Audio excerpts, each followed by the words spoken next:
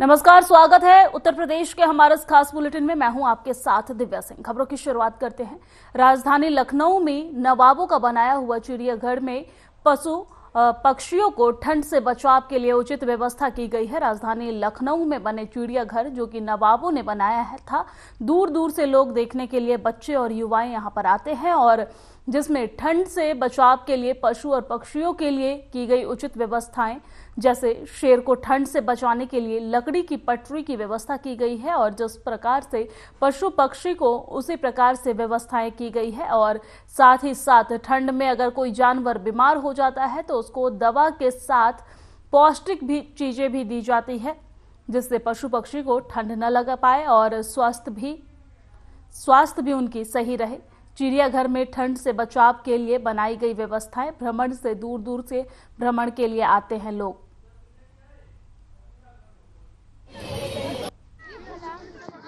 एकदम करीब में। हाँ, यहाँ पे देखिए जो भी जानवर हैं ठंड से बचाव के लिए उनके लिए व्यवस्थाएं की जाती हैं।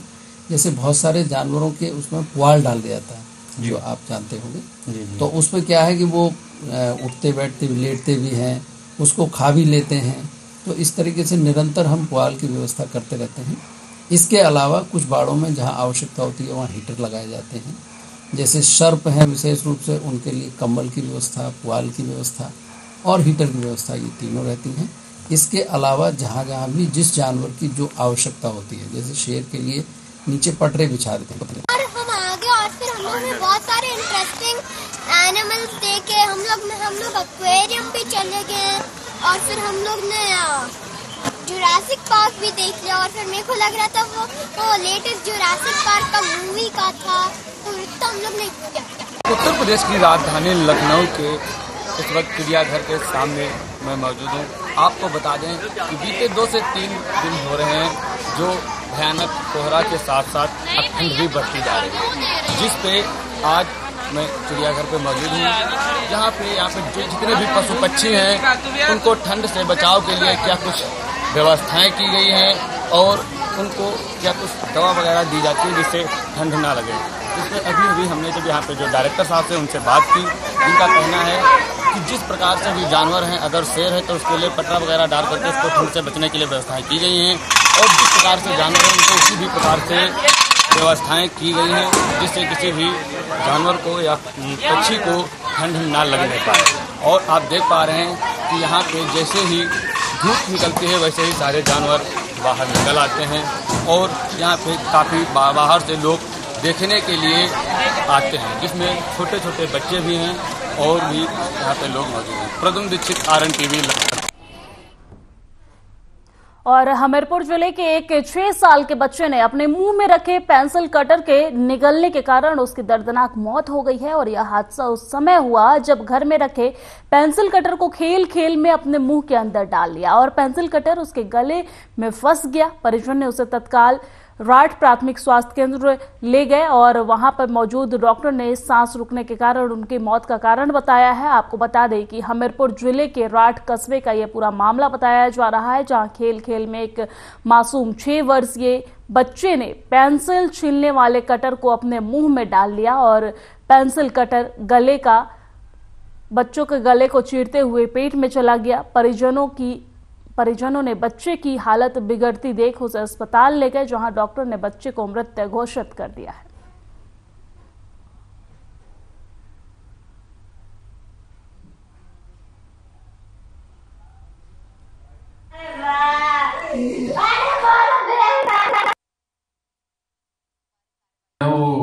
अर्तिका नाम की बच्ची है, उसके पिता का नाम नंदकिशोर है और वो पहाड़ी वीर की रहने वाली है। बच्ची जो हमारे अस्पताल में आई वो मृत अवस्था में आई थी, उसके परिजन लेके आए थे और परिजनों ने बताया कि बच्ची जो है अपने भाई बहनों के साथ ऊपर छत पे पढ़ाई कर रही थी और पेंसिल छीलने के दौरान ये हादसा हुआ। पेंसिल और कटर जो है मुंह में चला गया, जिसकी वजह से उसकी।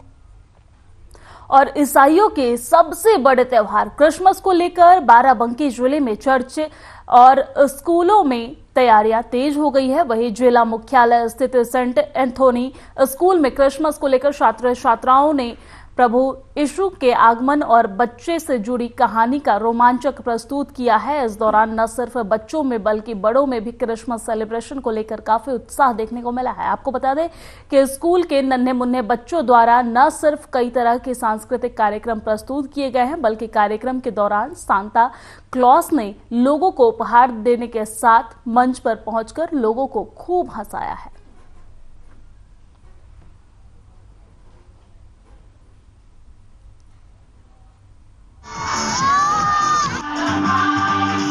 स्कूल के बच्चों ने मिलकर एक क्रिसमस के पर्व के त्योहार के पर्व में एक प्रोग्राम किया है, जो अभी सारे बच्चे इसमें शामिल थे और पूरा स्कूल मिलकर बहुत ही धूमधाम के साथ इसकी तैयारी की और खुद प्रोग्राम को देखा और एंजॉय किया। स्कूल में बच्चे दिसंबर आने से पहले ही बड़े उत्साहित हो जाते हैं कि अब हमारा क्रिसमस आएगा और सब तैयारी की कैसे बुलाया जाए और हम लोग को प्रोग्राम में पार्टिसिपेट किया जाए। इतने ठंडे के मौसम में भी सारे टीचर, सारे बच्चे, एग्जाम्स भी चलते रहते हैं, स्कूल भी चलता रहता है और फादर और सिस्टर के सहयोग से हम सब बच्चे और हम सब मिलके ये प्रोग्राम को बहुत अच्छे से करते हैं। बच्चों ने बहुत ही एक्साइटमेंट के साथ और खुशी के साथ सेलिब्रेशन में पार्ट लिया और सभी बहुत खुश थे। सब क्रिसमस सेलिब्रेशन सबके लिए बहुत इंपॉर्टेंट होता है, ना ही केवल स्टूडेंट्स, टीचर्स भी बहुत एंजॉय करते हैं। तो सबने मिलजुल करके इस सेलिब्रेशन को पूरा अंजाम दिया, बहुत अच्छा सेलिब्रेशन किया, सब लोग बहुत खुश रहे। एकेडमिक्स का आखिरी दिन है, तो इसलिए बच्चों को सर्दियों की छुट्टी होने से पहले एक छोटा सा क्रिसमस कार्यक्रम का आयोजन किया था। इसमें बच्चों ने angel dance, star dance, Christmas dance, shepherd dance और संता का डांस करके संता क्लॉज जो प्यार और मोहब्बत और तोहफे बच्चों को बांटता है, इन सब डांस के नृत्य द्वारा बच्चों ने एक प्यार और सेवा का संदेश लोगों को दिया। और बच्चों ने बहुत ही अच्छे तरीके से अपनी तैयारियां की और छोटे छोटे से बच्चों ने इतने ठंड के मौसम में भी बहुत मेहनत से काम किया और टीचर्स उनके साथ लगे रहे और हमारे प्रिंसिपल फादर जॉन नोरोना पूरा सपोर्ट देते हैं और बहुत हेल्प करते हैं टीचर्स की, इसलिए प्रोग्राम बहुत अच्छा होता है। हमारे यहाँ हमारे विद्यालय में तो क्रिसमस का त्यौहार बहुत ही अच्छे से मनाया जाता है। हमारे छोटे छोटे बच्चे बहुत ही कम समय में हर वर्ष तैयार रहते हैं कि किस तरह से हमें क्रिसमस के फंक्शन में तैयारी करने का और भागीदारी करने का मौका मिलेगा।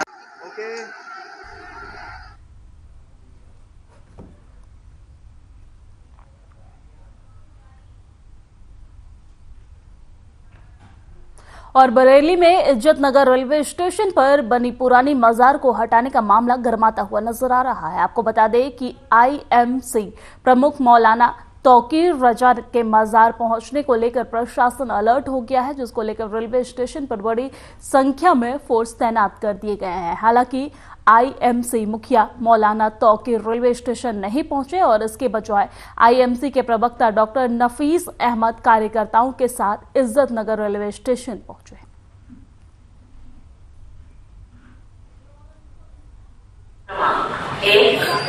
इतना कहना चाहता हूं अपने बरेली शहर की आवाम से कि सबसे पहले हमारी कोशिश ये रहना चाहिए कि हमारे शहर में अमन व अमान हर हालत में बरकरार रहना चाहिए।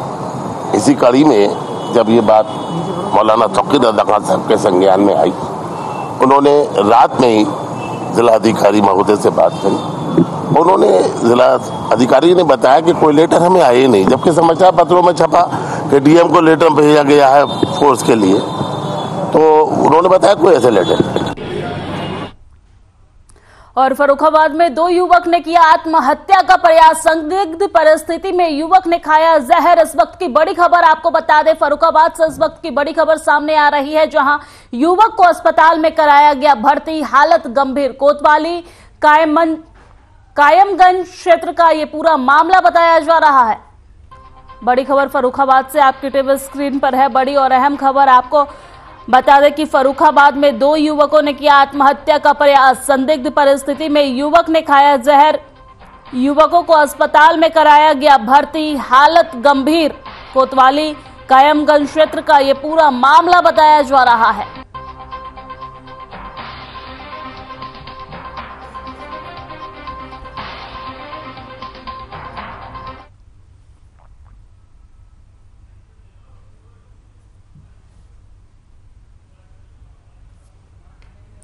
फर्रुखाबाद से तस्वीर आपको दिखा रहे हैं, जहां संदिग्ध स्थिति में 2 युवक ने जहर खा लिया है, जिनकी हालत गंभीर बताई जा रही है। दोनों युवक को उपचार के लिए अस्पताल में भर्ती कराया गया है। फर्रुखाबाद के अस्पताल से ये तस्वीर आपके टीवी स्क्रीन पर है, जहां 2 युवक ने जहर खा लिया है।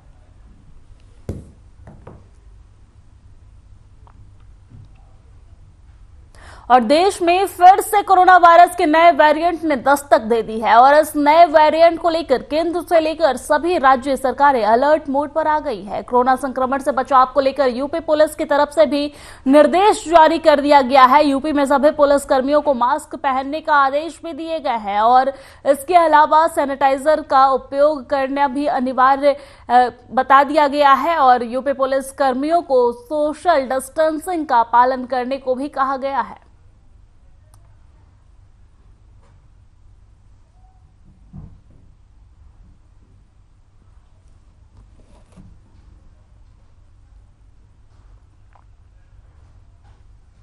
और मिर्जापुर के विंध्याचल कोतवाली क्षेत्र के गौपुरा क्षेत्र के पास स्कॉर्पियो सवार बदमाशों ने बीडीसी के पति पर सरिया और पत्थर से हमला कर दिया है। बदमाश हमला करके भाग निकले। वहीं इस घटना की सूचना पुलिस को दी गई है। घटनास्थल पर पहुंचे पुलिस ने घायल को इलाज के लिए अस्पताल में भर्ती कराया है। पुलिस ने बताया है कि विजय मिश्र पुत्र हरिहर मिश्र अकोढ़ी अपने घर आ रहे थे, तभी अचानक बाइक को रुकवाकर कुछ लोगों ने सरिया से हमला कर दिया है और आखिरी में विजय मिश्र के ऊपर पटिया पटक कर जान से मारने का प्रयास किया गया है। फिलहाल पुलिस ने आरोपी की तलाश शुरू कर दी है।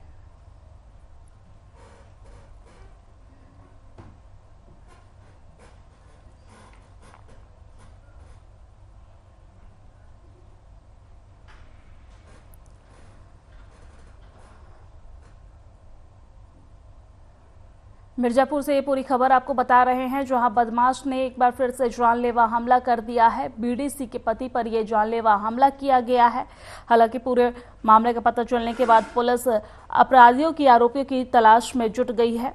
मिर्जापुर के विंध्याचल कोतवाली क्षेत्र के गौपुरा चौराहे के पास स्कॉर्पियो सवार बदमाशों ने बीडीएस के पति पर सरिया और पत्थर से हमला कर दिया है।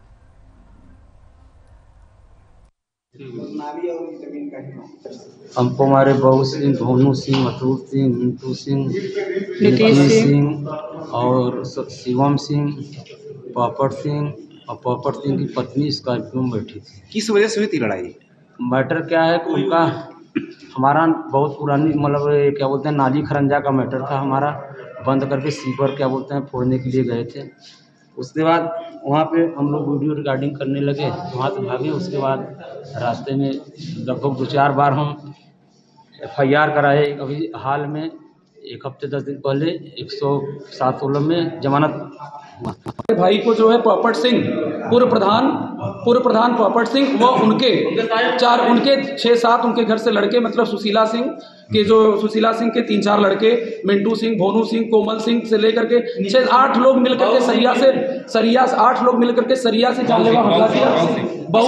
बहु सिंह भी मारे और 8 से 9 लोग मिलकर के जानलेवा हमला किया, इवन मारने की कोशिश की।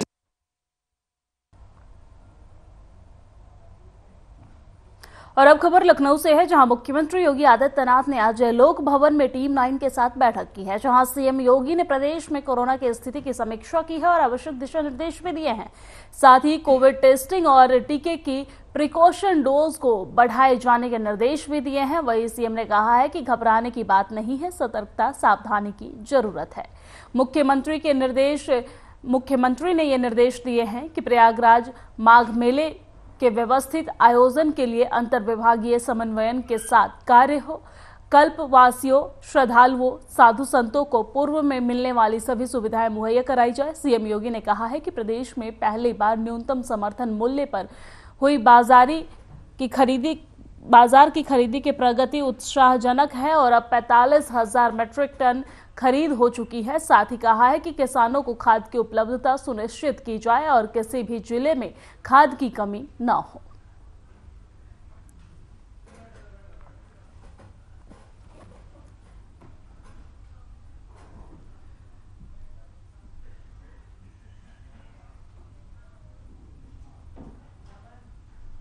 और खबर कन्नौज से है, जहां बीते दिनों कन्नौज में बीजेपी विधायक के करीब पूर्व प्रधान की पीट कर हत्या कर दी गई थी। और इसी को लेकर समाजवादी पार्टी के राष्ट्रीय अध्यक्ष और पूर्व मुख्यमंत्री अखिलेश यादव ने के निर्देशानुसार समाजवादी पार्टी के 6 सदस्यीय प्रतिनिधि मंडल कल जनपद कन्नौज जाएंगे। और आपको बता दें कि इस मामले में परिजनों ने बताया है कि वर्तमान प्रधान की सदस्यता निलंबित होने के बाद अरुण को ग्राम सभा का सदस्य बनाया गया था और इसी को लेकर वर्तमान प्रधान रंजेश रखने लगा था और अरुण गांव के ही स्कूल में हैंडपंप का काम करने गए थे और वही वर्तमान प्रधान ने पकड़ लिया और पीट कर उसकी हत्या कर दी है।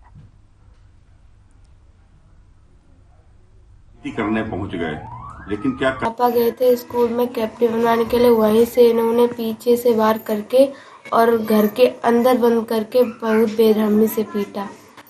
और जब हम लोग पहुंचे तो औरतें लोग बाहर थी, ईंट पत्थर चला के हम लोगों को मार रही थी। तो हमने एक आदमी से एक लड़का निकला, हमने कहा मेरे पापा को छोड़ दो, तो बोला तेरे पापा बहुत बड़ा भाजपा का नेता बन रहा था, 5 मिनट रुको, डेड बॉडी अभी निकाल रहे हैं, देख लेना। हमारे बेटे को, हमारा बेटा कैप्टी बनवा रहा था प्राइमरी स्कूल में, कैप्टी बनवाने गया था। इन लोगों ने पीछे से वार किया, मारा, पीटा। और किन लोगों ने? यादव लोगों ने, और खींचकर अपने घर में ले गई। जब मुझे मालूम हुआ बच्चों को खींच ले गए, मैं भाग कर गई तो मैं अपने बेटा के ऊपर गिर गई कि मेरे बेटे को मत मारो।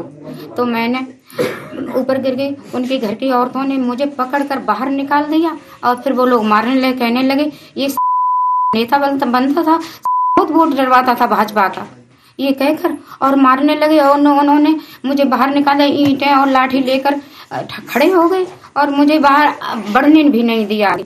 सुना है कल कन्नौज में समाजवादी पार्टी का एक प्रतिनिधि मंडल आ रहा है। वो प्रतिनिधि मंडल समाजवादी पार्टी के कार्यकर्ताओं के द्वारा भारतीय जनता पार्टी के कार्यकर्ता अरुण साक्य, जो कि वहां के पूर्व प्रधान भी थे, उनकी पीट कर घर में बंधक बनाकर उनकी निर्मम हत्या की गई थी। अच्छा है, देर से ही सही, कम से कम समाजवादी पार्टी को ज्ञान तो आया। लेकिन जिस प्रकार से अभी पिछले दिनों कानपुर में पुलिस कस्टडी में हुई मृत्यु, जिसके ऊपर हमारी सरकार कठोर कार्रवाई कर रही है, और दूसरा उस परिवार, जो हमारे सांसद भारतीय जनता पार्टी के माननीय श्री देवेंद्र सिंह भोले जी का परिवार है, वो भी उनकी पूरी तरीके से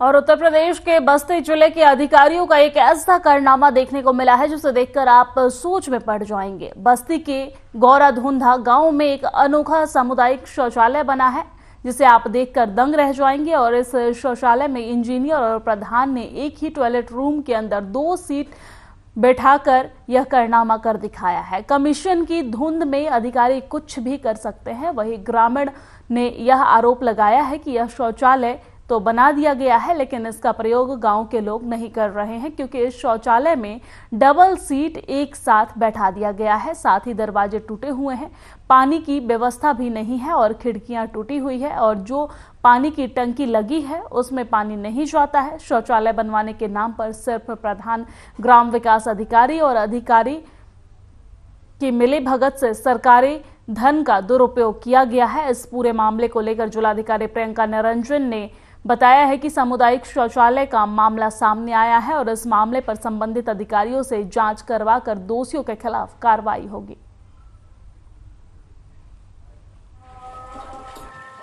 देखिए, जयपुर बस्ती की विभिन्न ग्राम पंचायतों में जो सामुदायिक शौचालयों के सुचारू संचालन के लिए जिला स्तरीय अधिकारियों द्वारा सत्यापन कराए गए थे, तो इन सत्यापन के दौरान जो DPRO द्वारा जांच की गई उसमें संज्ञान में आया है इस तरह का मामला। इसमें संबंधित सचिव और जो भी दोषी कर्मचारी होंगे उनके खिलाफ कार्रवाई की जाएगी।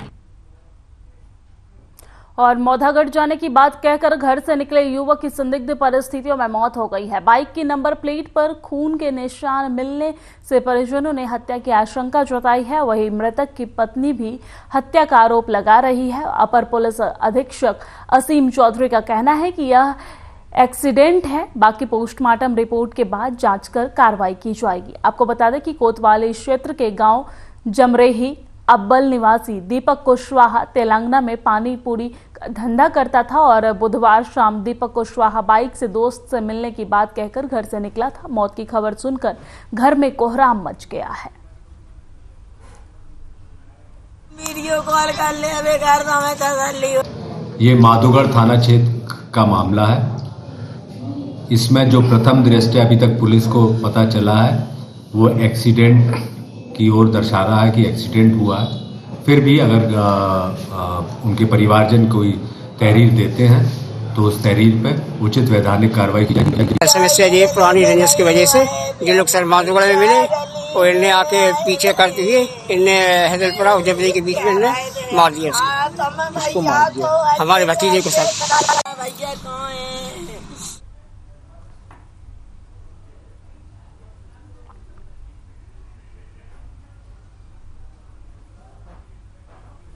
और जिला अस्पताल की दुर्व्यवस्था और डॉक्टर की मांग को लेकर मुख्य स्वास्थ्य अधिकारी कार्यालय पर धरना प्रदर्शन किया है। और समाजवादी पार्टी के पूर्व जिला सचिव प्रमोद यादव ने कहा है कि प्रदेश की बीजेपी सरकार में स्वास्थ्य व्यवस्था खराब है। देश को सबसे ज्यादा राजस्व सोनभद्र देता है, लेकिन सोनभद्र में अति पिछड़ा इलाका दुरूह क्षेत्र है, लेकिन यहाँ सरकारी अस्पतालों में अल्ट्रासाउंड बंद पड़ा है, डॉक्टर नहीं है, और जिससे मरीज के परिजनों में निराशा है और ऊंचे दामों को देकर निजी अस्पतालों में अल्ट्रासाउंड करवा रहे हैं। और एक तरफ प्रदेश के डिप्टी सीएम अस्पताल में जाकर बात कर रहे हैं कि सब कुछ ठीक है।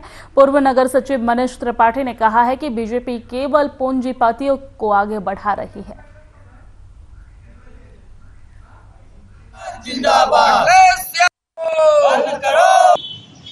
प्रदेश को सर्वाधिक राजस्व के साथ साथ बिजली देने वाले जिले में, जिला सोनभद्र में स्वास्थ्य व्यवस्था अंधेरे में है। 18 लाख की आबादी वाले जिले में एक भी ईएनटी चिकित्सक यानी नाक कान गला के डॉक्टर नहीं है, अल्ट्रासाउंड के डॉक्टर नहीं है। आज सोनभद्र में सीएससी, पीएससी हो या राजकीय अस्पताल हो, कहीं भी ईएनटी चिकित्सक नहीं है। सोनभद्र में अल्ट्रासाउंड।